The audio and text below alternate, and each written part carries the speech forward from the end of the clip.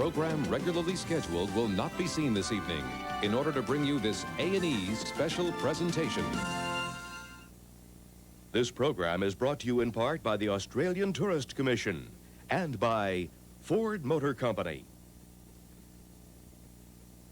What's the biggest thing on TV this fall? Dinosaur with Walter Cronkite.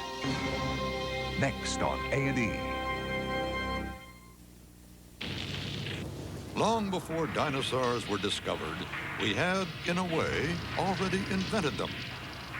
Huge bones and teeth dug up in China 3,000 years ago weren't called dinosaurs, but dragons. In ancient China and then in Europe, dragons have persisted in myth and folklore. Dragon or dinosaur, new evidence again from the East, tells a different story. The legend of dinosaurs as brutal, lumbering beasts is no more.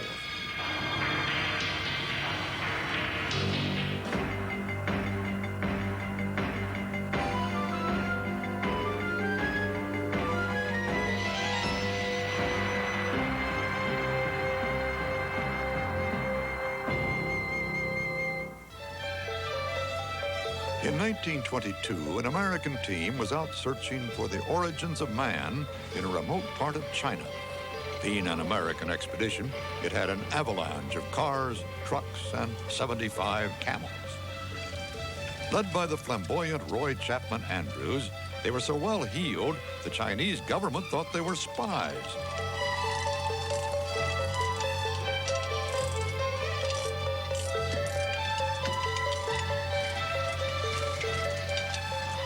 After bandits, breakdowns, and the weather, the fossil hunters found a treasure trove.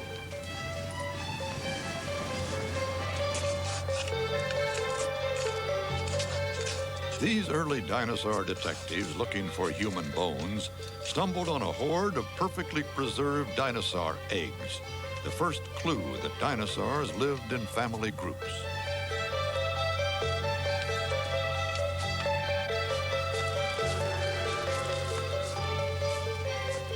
Carefully packed in camel hair, the eggs were sent back to New York.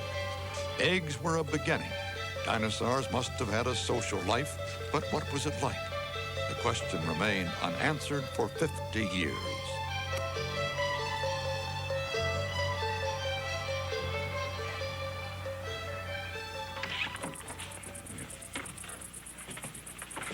This is the first time I've been in this place since.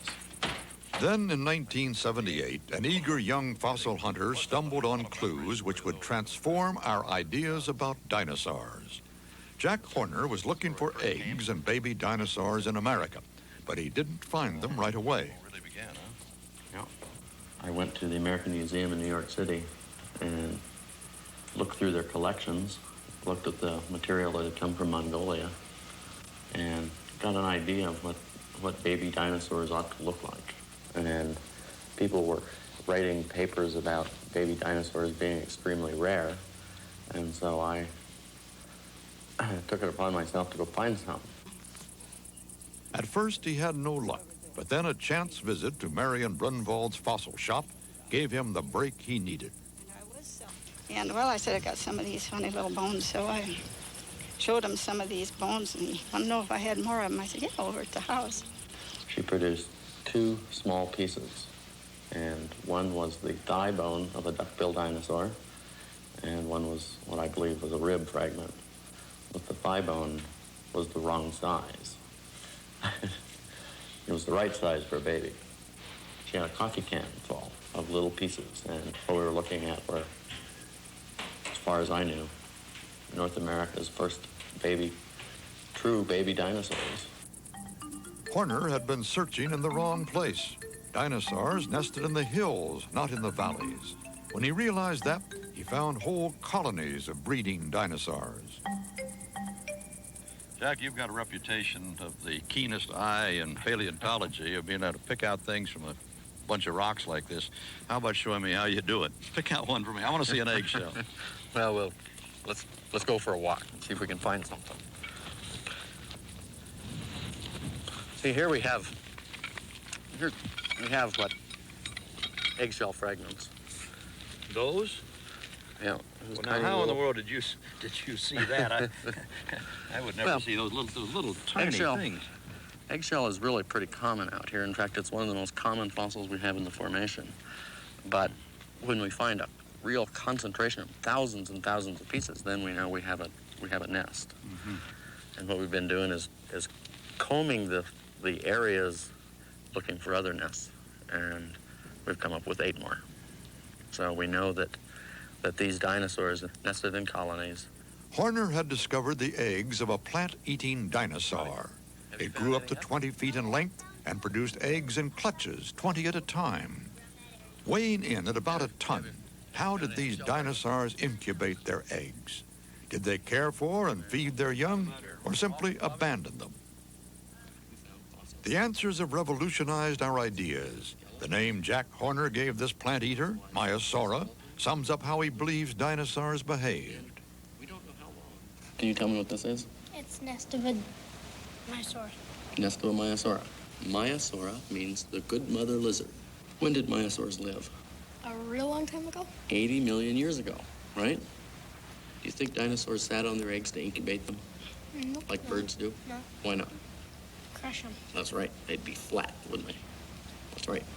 So, what we think is that the mother dinosaur, covered the eggs with vegetation, and then the vegetation would begin to rot. And when things rot, it creates heat. And so that heat would have warmed the eggs. It's a pretty neat way to do it, isn't it? Now, what are your clues that have led you to believe that the mother dinosaurs cared for their young? The ends of the bones of the babies in the nest are not very well formed. They would have had a very large cartilaginous cap, which means that the babies couldn't walk. And they're little plant eaters, and therefore if they couldn't walk, we assume that the parent would bring food to them. We find some other stuff of these dinosaurs, too. In fact, we find dinosaur stuff, and we call it coprolites. You know what coprolites are? Yeah, dinosaur stuff. Yeah. We find those in the nesting grounds. And so we can look at those coprolites, and we can tell what the dinosaurs ate.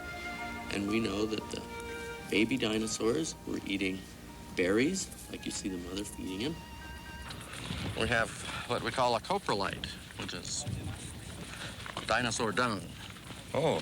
And we have some people working on it. Looks just like a sort of a black rock. My God. But actually what we have here is a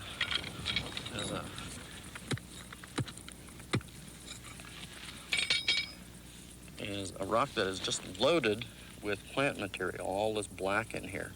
And it's mixed together with the sediment.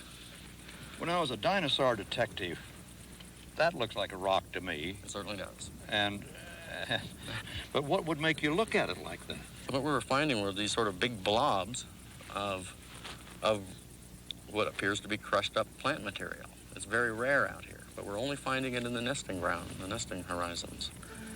Another clue is the shape of the skull.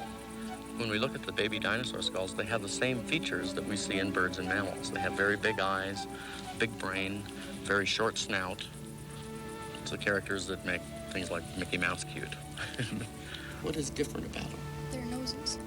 You know, their nose is very different. Away. And if we look at the adult has relatively small eyes and a big, long snout, right? And we look at the babies, they have big eyes and a relatively short snout, right? Puppies are like that. If you look at a brand new puppy, they have a short nose and big eyes. They're cute, right? Some scientists think that animals feed their young if they're cute. And that's why we get fed when we're little, because we're kind of cute, right? Yeah, well, you know, when you get to be 18, then you're not cute anymore, I guess. Only now are we beginning to ask the questions about dinosaurs that we naturally ask about our animal kingdom. For if they lived in families, how did they communicate with one another? David Weissample thinks he knows, at least for a close relative of the good mother known as Parasaurolophus. This plant eater was 30 feet long, and on its head it had one feature that seemed made for sound, a crest 3 feet long. How did you come to this theory that the dinosaur made sound through what would look like a horn? Right. Well, we've got this skull. This is an animal called Parasaurolophus. And all this is bone. So that we know that when the animal breathed in, the air came in through the nostrils, went all the way to the back of the crest, and then came down this bit here, came to the back of the throat, down the windpipe into the lungs. And when it breathed out, it reversed that pattern, came back here and out here. So that if you put some sort of voice box, a sound generator here, the sound's pushed all the way through the crest and has to make that kind of sound. You can do some calculations, do some arithmetic to figure out what kinds of sounds they might have made. But the real clincher is to actually take this kind of configuration, this kind of shape, this skeletal stuff, and then make yourself a horn as well. Okay. This is a big contraption that I've made, which is the same size, it's life size, of the crest of this duck-billed dinosaur, Parasaurolophus. Okay, here we go. Pretty low note, right? Yeah, can I try it? Hang on a second. Well, do you guys know how this would go on a Parasaurolophus? Yeah. Let me show you on Brent here, all right? Brent, turn your head a little bit, all right?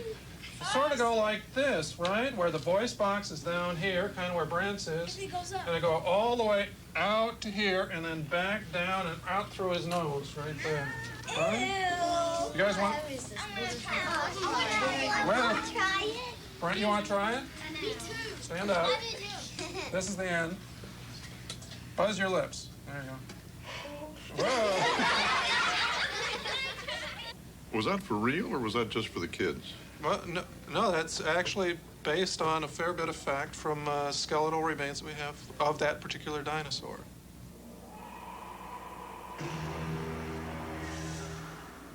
But science, of course, wants to know more. In North America, dinosaur bones get VIP treatment on the latest X-ray scanners. This is the only complete skull of a honking hadrosaur. My sample dare not cut it open, but the X-ray pictures let him see the horn from the inside. What we want to do today is to investigate roughly this part of the crest right here, because there's a chance that there are intricate side passages in here which would change the kinds of sound that the animal would make. Well, I think the business about the central chamber extending so far up the crest is going to make a real difference in terms of the kinds of sounds that this animal can make. Yeah. Certainly not as simple as originally anticipated. The business of actually taking pictures from the inside out is something that is not generally available for the kinds of work that we're doing. And so this provides a picture, a window on the anatomy that's not available otherwise. So yeah, it's a tremendous value. Let me ask you this, though. A dinosaur like Parasaurolophus would want to talk to, if it was a baby, it would want to talk to the grown-ups. Wife. Husband and wife would want to talk to each other. And they'd want to say things like, they'd want to give out warning calls. Or they'd want to say, come over here, it's time to eat. It's time to go to bed. Or it's time to go to bed. Or buzz off, I want to be left alone, things like that. I love you. Maybe even I love you. Dinosaur will continue in a moment here on A&E.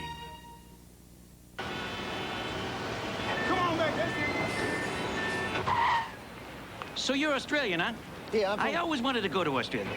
Oh, really? Hey, wouldn't it be great if we could drop in right now? Wide open spaces, you can breathe the air. Uh-huh. And the Great Barrier Reef is really colorful. It's all kaleidoscopic, is that true? That's true. And you got seashells by the seashore, I bet. Some bigger than others. It's spectacular, huh? It's hot and dry and all red and everything, right? Yeah, in places. I hear the people are real friendly. You Aussies go on and on about your wonderful beaches. We do tend to get carried away. No kidding. Fair dinkum. Fair dinkum. For your free copy of the Destination Australia book, call 1-800-288-8815 or hop on a Qantas flight. I bet you there's one leaving right now. Fair dinkum. I love it. In the 80s, the Ford Taurus and Mercury Sable changed the shape of cars in America. And now, as a part of Ford Motor Company's multi-billion-dollar investment in the 90s, the 92 Taurus and Sable have been reshaped, refined, and re-engineered so that Ford quality comes shining through like never before, and just when everyone else thought they'd caught up. See for yourself September 26th at your Ford and Lincoln Mercury dealer. Amazing things happen when you make quality job one. Sure, I want my family to eat healthy. Doesn't everyone? But I can still cook foods we love. I just cook them smarter. And I trust Pam to help me do that. Even healthy foods like chicken can be loaded with fat and calories cooked in butter, margarine, or oil. Look at all the fat and calories they add compared to Pam, the healthier choice. That's why we're Pam people. When they eat healthy, I'm happy. No stick Pam cooking spray. It's the healthier way to cook. We now return to Dinosaur. Dinosaur detectives are now convinced that dinosaurs had more ways to communicate than just by making a noise. During courtship especially, they would have used color and adornment to get their message across. We're all familiar with certain kinds of display structures. Peacocks have wonderful showy tails which attract females. In deer, there are the magnificent antlers of the red deer stag and so on and so forth. These are our display structures. And a number of dinosaurs had structures which were first and foremost very conspicuous. Many of the duck-billed dinosaurs had crests on the top of their heads. The horned dinosaurs had wonderful shields behind the skulls. These are structures which were clearly meant to be seen. This dinosaur is called Centrosaurus, sharp-pointed reptile, because of the horns on the tip of its snout.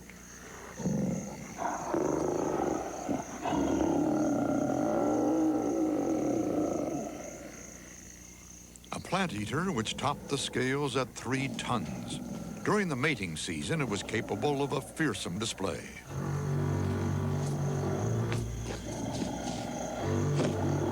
Its 3-foot collar was rimmed with triangular lumps of horn-covered bone. By vigorously nodding its head, it warned off all but the most pugnacious of rivals.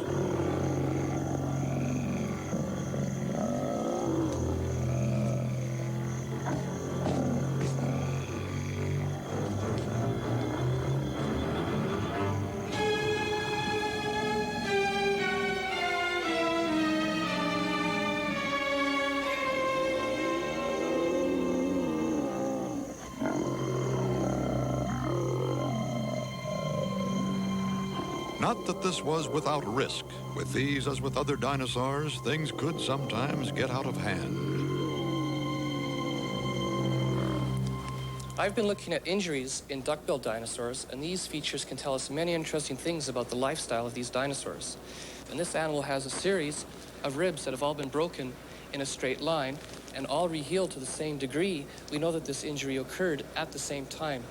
What I think is happening here is that rival males during mating times would fight over females and may have kicked at each other with the hind feet, causing these kind of injuries. And even when you've secured a mate, there are perils still ahead. Now, in a normal duck-billed dinosaur, the spine is nice and straight. And as you can see with this specimen, it has been buckled and pulled over to one side, as if a great weight has pressed straight down upon it. I've come to the conclusion that these injuries were caused during mating and where accidental injuries occurred during the actual act of mating.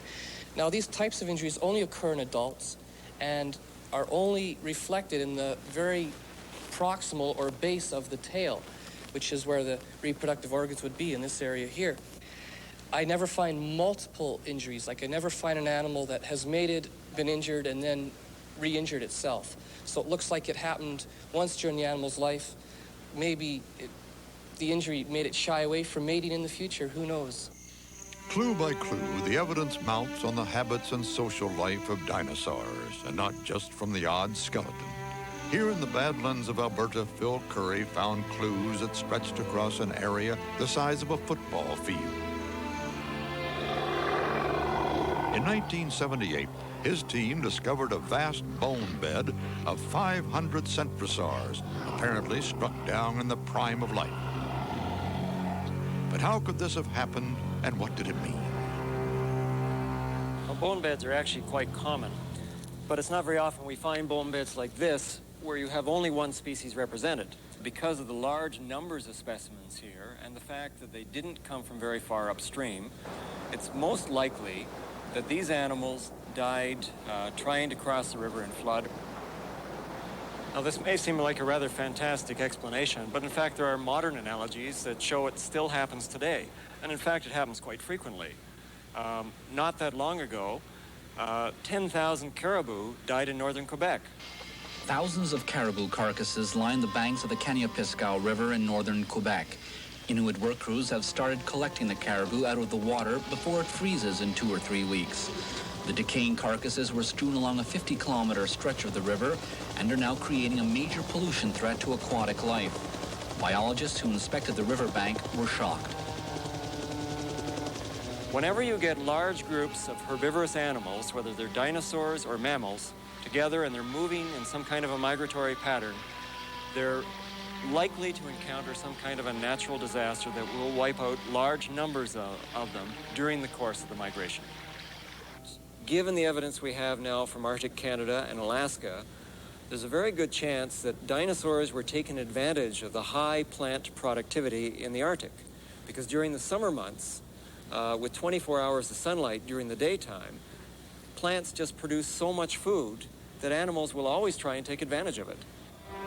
Covering up to 70 miles a day, the vast centrosaur herds swept northwards in the summer toward the Arctic feeding grounds.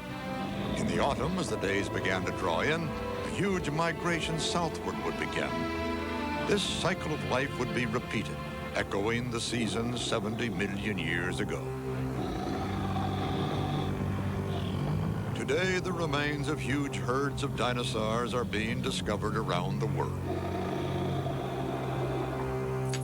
In Montana, a vast bone bed tells Jack Horner what happened to the young myosaurs after they left the nest.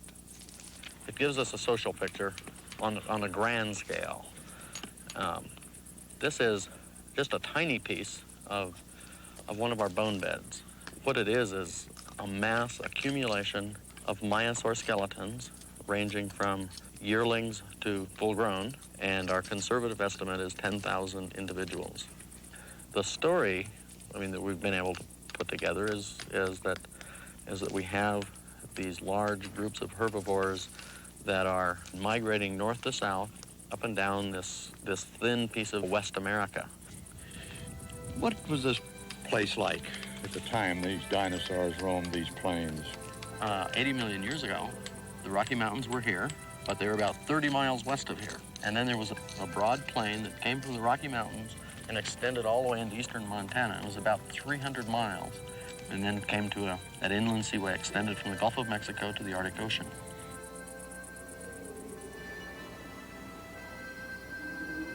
And if you're one of a herd of, say, 1,000 hadrosaurs moving around the countryside, you couldn't stay in one place for very long, simply because that number of animals would eat themselves out of house and home very quickly indeed. So you follow the food resource. Well, an obvious parallel would be caribou. So really one can envisage the herds of hadrosaurs moving much like caribou do, with perhaps the tyrannosaurs being similar to wolves, following the herds, picking off the lame, the infirm, and the young, and having a very similar relationship that we see today in caribou and wolves. Guided by an acute sense of smell and aided by stereoscopic vision, the Tyrannosaurus would close in. Its prey secured, this superbly designed killing machine would tear apart its catch and down it in huge gulps. Some killers are smaller but are no less fearsome. In 1964, John Ostrom made a startling discovery. A new type of killer, a small lithe animal with a razor-sharp weapon, a wickedly hooked claw on its hind foot. He called it Deinonychus, terrible claw. But Deinonychus certainly opened up a whole new window in viewing these animals. This animal clearly indicated extreme agility, activity, perhaps even intelligence, but these were very, very sophisticated animals, unlike our previous image of what dinosaurs were about. Here were dinosaurs at their most terrifying. They weren't just active killers. They hunted in packs. But we found the remains of at least 4 and probably 5 different predators, Deinonychus, that apparently were killed in the process of attacking a much larger prey animal, that these animals apparently hunted in packs, like wolves, which makes a lot of sense when you realize that the animal that they were trying to, and did kill, was 5 or 10 times larger than the killer. To combat the threat of agile predators, giants like this plant-eater Tyrannosaurus had to move fast too or perish. Some dinosaur detectives see this as evidence that they were just like the active mammals of today. Others are not so sure. The giant Brachiosaurus may provide some clues to the pace of dinosaurs. Can you really apply these arguments to animals this size, a 40 or 30-ton dinosaur? I think not. I think there are actually models for these sorts of creatures which much more fit them to being a classic reptile. We know that the head was able to be craned up some 30 to 35 feet above the ground to reach the tops of the trees they fed on. Now, if the animal has its brain and head at that height, then there's an enormous distance that the blood has to travel to get up to the brain. And the heart will therefore have to generate a great deal of pressure to push the blood up that height. That gives the animals potential for a great deal of activity.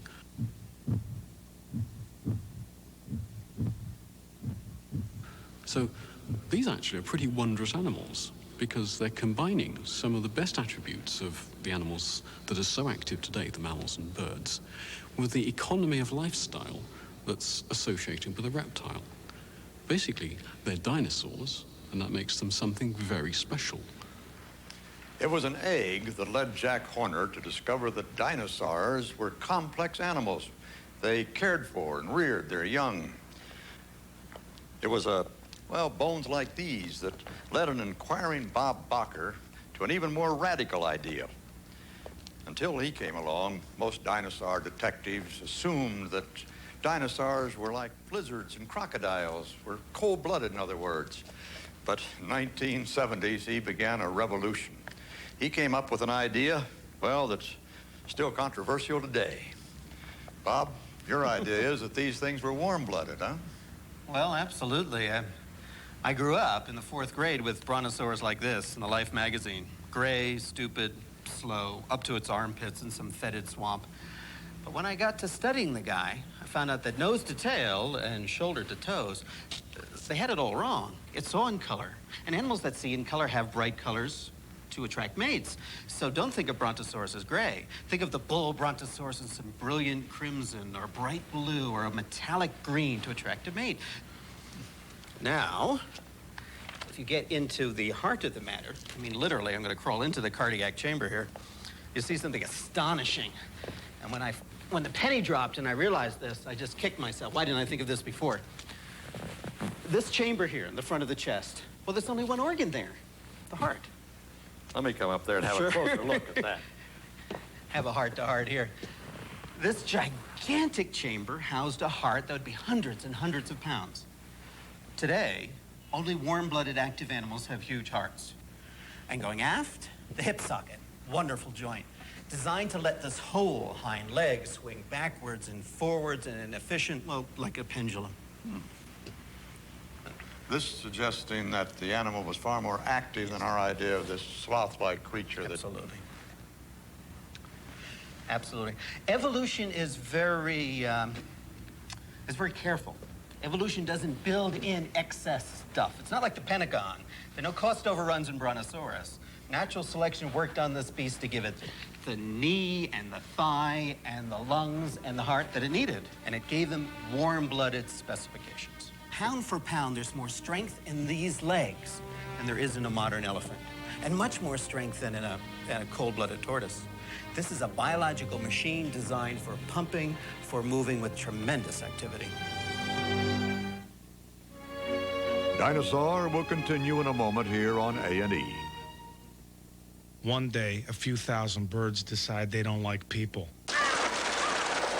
Really don't like people. The people try to fight back.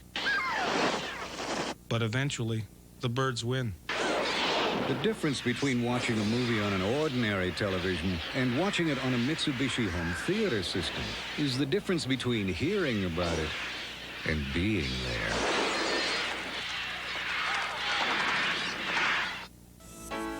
It takes a company with an enormous commitment to quality to change something that's already a proven success. Ford Motor Company has taken the best-selling vehicle in North America for over a decade and made it even better. We've redesigned it inside and out so that Ford toughness and versatility is now better looking than ever before. The 92 Ford F-Series pickups. See for yourself beginning September 26th at your Ford dealer. Amazing things happen when you make quality job one. It's just 12 days away. 12 days to the biggest week in television. A&E Premiere Week begins Sunday, September 22nd. This is your invitation to enter the world of Arts and Entertainment magazine. Here you'll discover thought-provoking authors, reviews from the world of the arts, and profiles of today's most intriguing personalities. Plus, our expanded and improved program guide will take you behind the scenes of the best in television.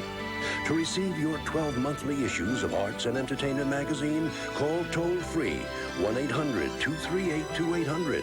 Have your credit card handy when you call.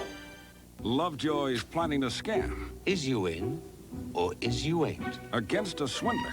What a skunk. Who's taken a widow for £500,000.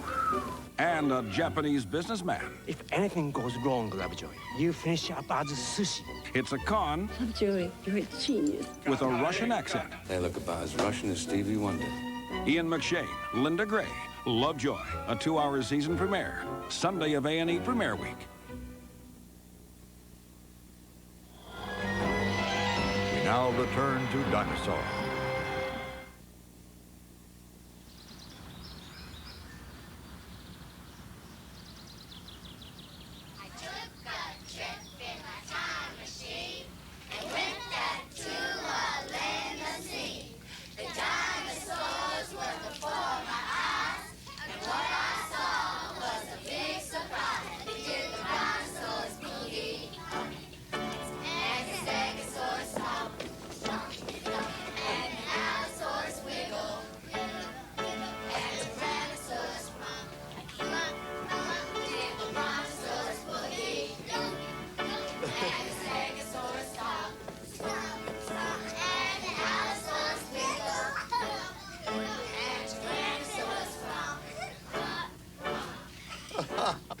Well, school was never like this in my day.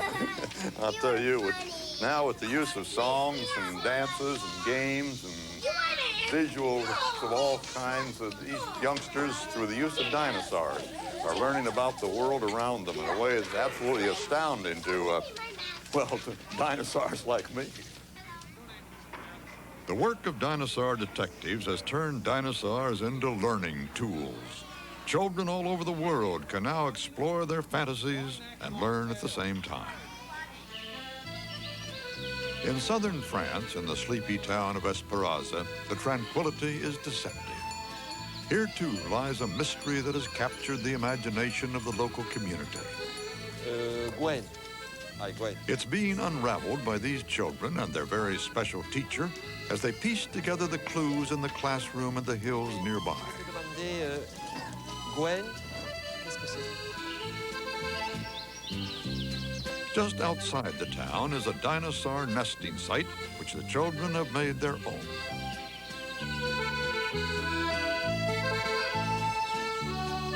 So many eggs have been found that it has put Esperanza on the map and made these junior dinosaur detectives the talk of France.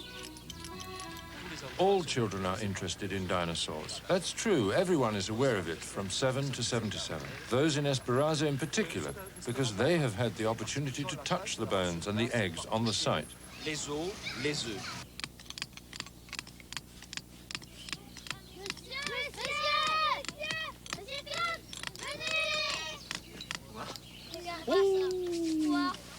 Superbe. Prêtez-moi ça, là.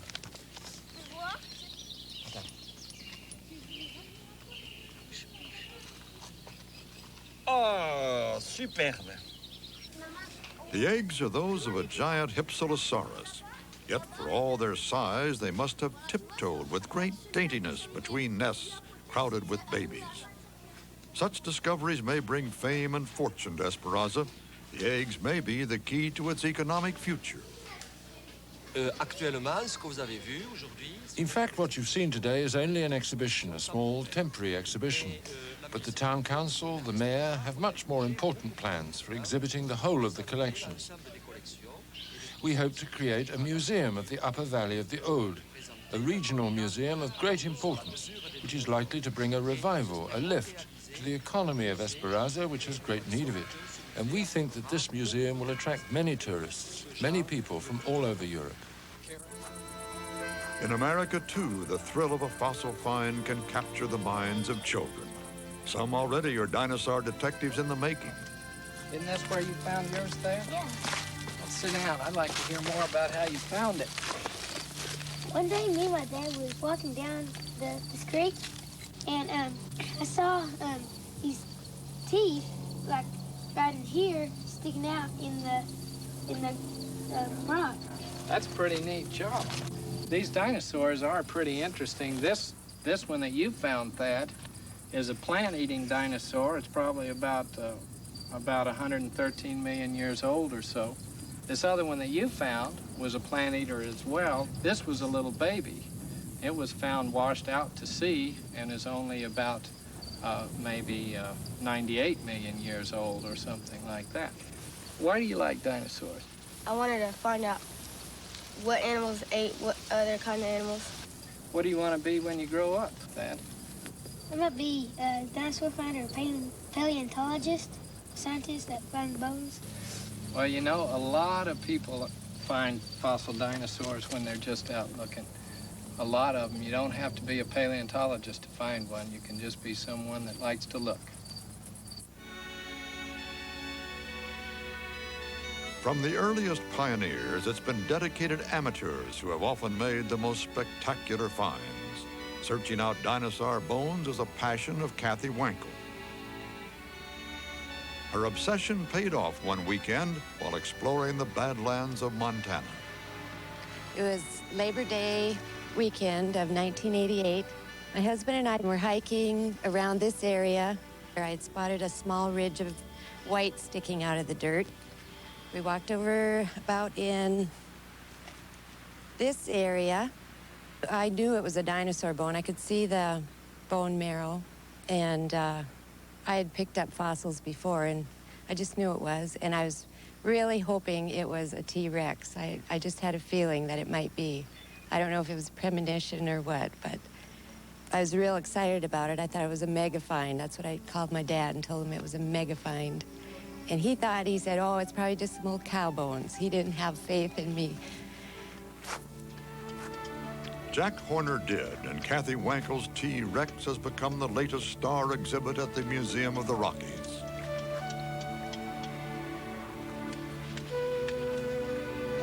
Good amateur paleontologists are extremely important.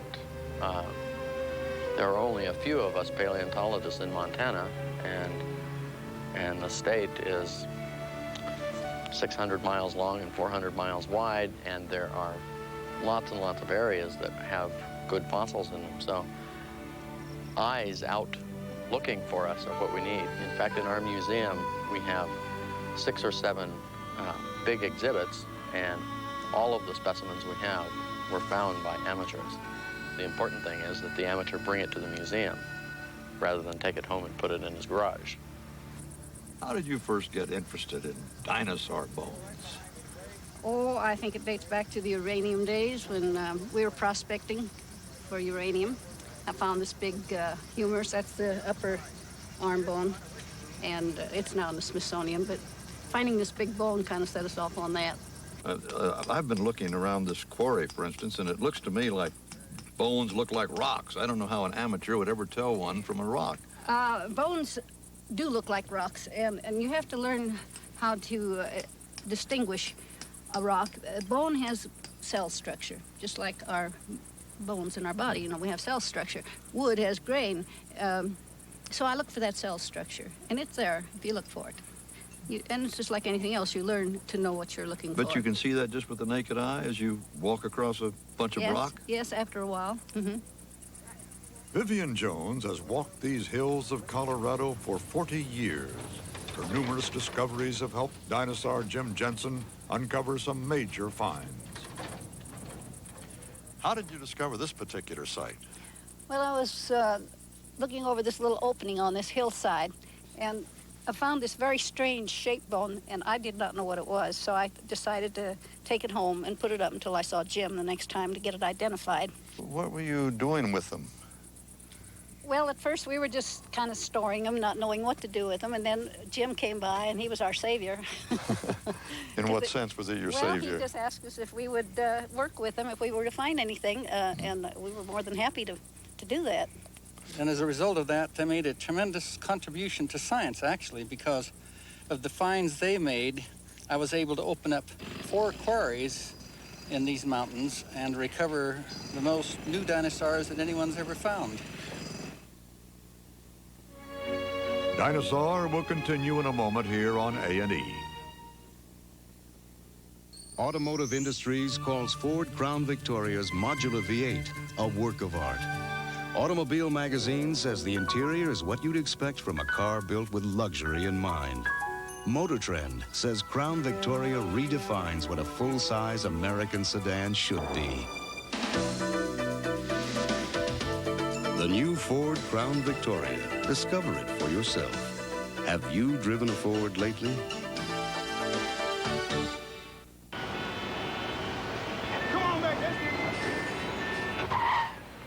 So you're Australian, huh? Yeah, I always wanted to go to Australia. Oh, really? Hey, wouldn't it be great if we could drop in right now? Wide open spaces, you can breathe the air. Uh-huh. And the Great Barrier Reef is really colorful. It's all kaleidoscopic, is that true? That's true. And you got seashells by the seashore, I bet. Some bigger than others. It's spectacular, huh? It's hot and dry and all red and everything, right? Yeah, in places. I hear the people are real friendly. You Aussies go on and on about your wonderful beaches. We do tend to get carried away. No kidding. Fair dinkum. Fair dinkum.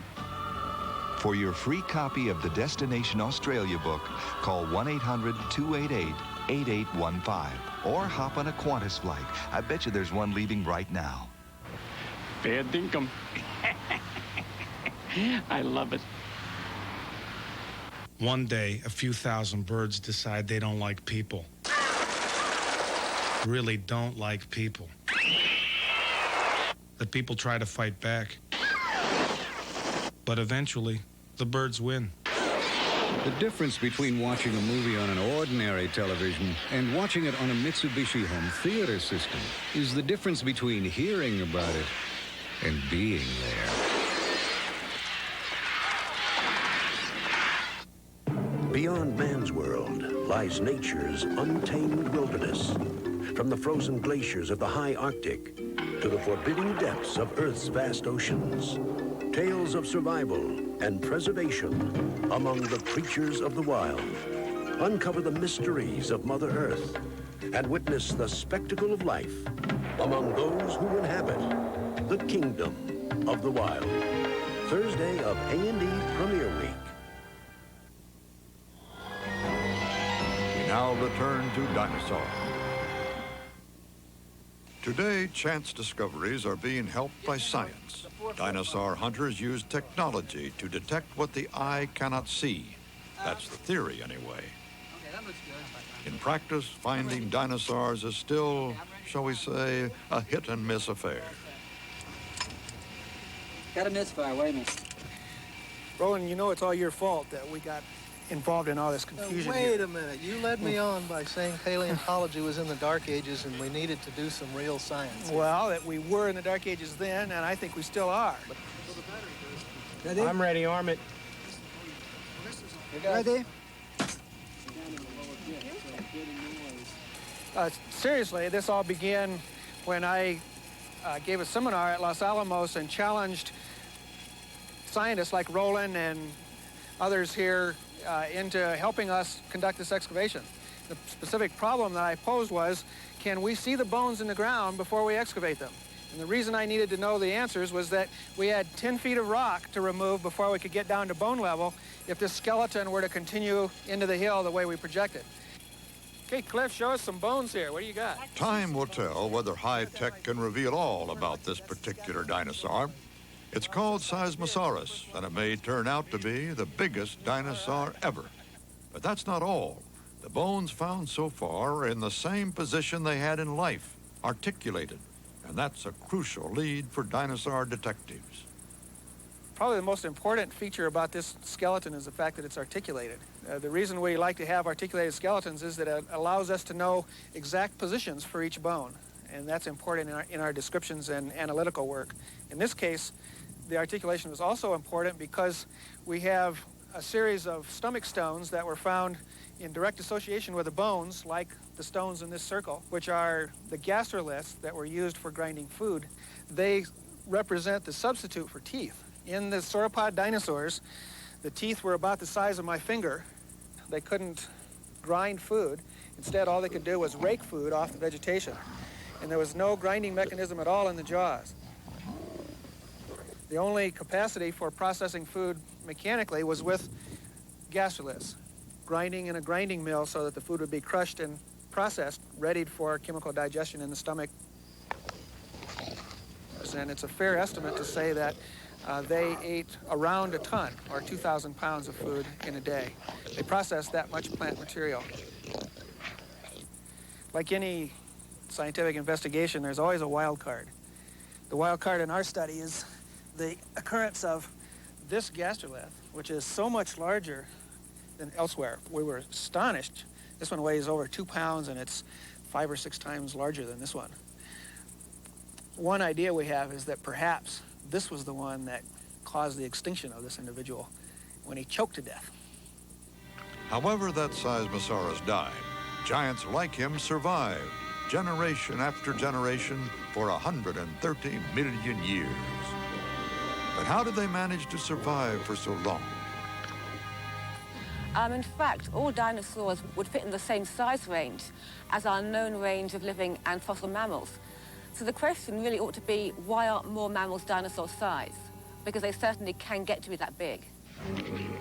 Well, I think it's something to do with the difference in reproduction between mammals and dinosaurs. Large mammals, like elephants, only have 1 young every 3 or 4 years, whereas dinosaurs, we know, could lay 20 eggs at a go and may have bred more often. At the Ice Ages, the large mammals were the ones that went out, probably because when they had a bad winter or something, and many of them died, they couldn't rapidly rebuild their populations. Now, a dinosaur laying 20 eggs, sure, under most conditions, most of those young would die, but it would mean they had the capacity to rebuild populations quickly, which would be impossible for a mammal. Today, those dinosaur corpses have brought a not always welcome new enterprise. For hard on the heels of the amateurs has come a new gold rush. Professional dinosaur hunters like Peter Larson walked a thin line between making money out of dinosaur finds and scientific research. Well, there is a bit of a controversy about being able to actually sell dinosaur bones. Actually, this is a way that I've found to be able to do what I want with my life. Those of us who work in this company have a real commitment to science. It's our thing. We not only supply specimens, dinosaurs, to museums who otherwise would not be able to afford to get them, or perhaps places like Japan, which really has no dinosaur skeletons. The only way they can see a real dinosaur is to buy one. And the children who live in Japan have just as much right to see a dinosaur as the children who live here in the United States. And here we have an abundance of dinosaurs, and we can supply dinosaurs to those museums where they otherwise would not be able to have them. In the summer of 1990, Peter Larson came up with the find of his life. Well, this turns out to be the largest Tyrannosaurus that has ever been found. We kind of like to name our fossils when we find them to give them sort of a personality. It was found by Susan Hendrickson, so we came up with the name Sue. Sue is going to be the cornerstone of our museum, which we've been working on, in fact, which I've been dreaming of since I was a little kid. And Sue will be mounted in Hill City, South Dakota in our new museum. Although Larson didn't know it at the time, Sue may be a fitting name for this, the largest tyrannosaur ever. Its size probably meant that Sue was a female and more than able to stand her ground against a smaller male. She needed to be larger to nurture the eggs inside her. Such new information is grist to the mill for amateur dinosaur enthusiasts. Dinosaur will continue in a moment here on A&E. A cold always starts small. A stuffy nose, a little sneeze. But before you know it, your cold is full grown. Achoo! That's when you need Dimetap, the grown-up medicine. If it was any stronger, you'd need a prescription. Maximum strength Dimetap Extend tabs work for 12 full hours. It's the way to relieve the congestion and sneezing of a full-grown cold. Dimetap, relief for the full-grown cold. The field was crowded, but people knew what they wanted. In a few short months, Explorer passed all the rest. With advanced push-button four-wheel drive, Ford's newest winner, the roomiest 4x4 in its class, outsold every competitor. Explorer, leaving the crowd behind.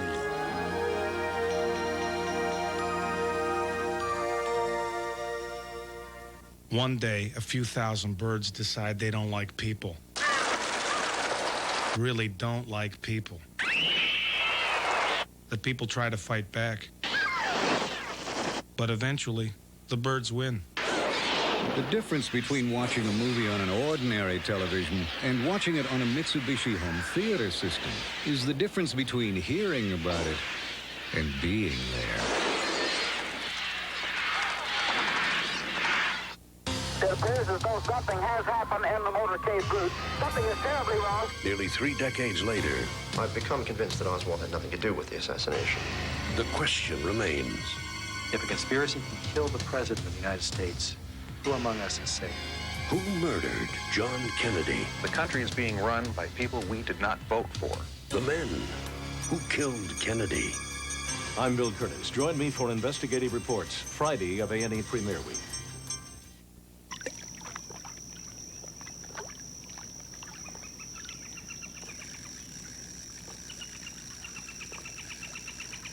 One of the cleanest sources of electricity we have.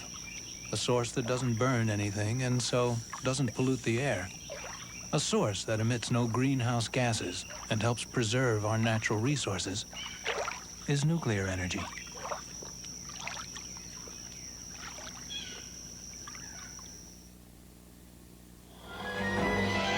We now return to Dinosaur. Dinosaurs to kids are particularly exciting because they're bigger than houses and things, and they're exciting to kids, and they're scary, but they don't have to worry about them anymore because they're gone. So it's something they can talk about and feel like they're their friends of this big 60-foot tall brachiosaurus, but at the same time, they don't have to worry about getting stepped on by one. My favorite dinosaur is Tyrannosaurus Rex. They're interesting and they're big, so big. They're real neat and fascinating. They're big and scary. Stimulating that imagination is a young people's dig and campsite at Egg Mountain. It's an open-air workshop inspired by Jack Horner. We saw some children out there today, a very bright 9-year-old fellow. Tell us something about the camp. I mean, what is it exactly? Well, it's run as a field school. It's a place where interested people can come out and really be part of the research, be part of what really goes on here. Since Jack Horner first discovered dinosaur eggs in America in 1978, hundreds of children of all ages have spent time on Egg Mountain. For Horner, it's the climax of a long career. What would you like to be remembered for? Probably the behavior. It's been what I've been working on all this time. behavior of the dinosaurs? Behavior of dinosaurs, yes. This is what dinosaurs are good for: education and learning about life and the history of life, so that we know what our world is about and what's going to happen to our world.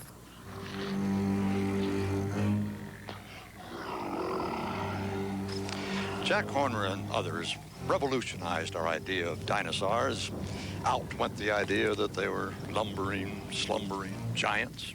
Now we know that they were among the most successful creatures that ever lived on this planet.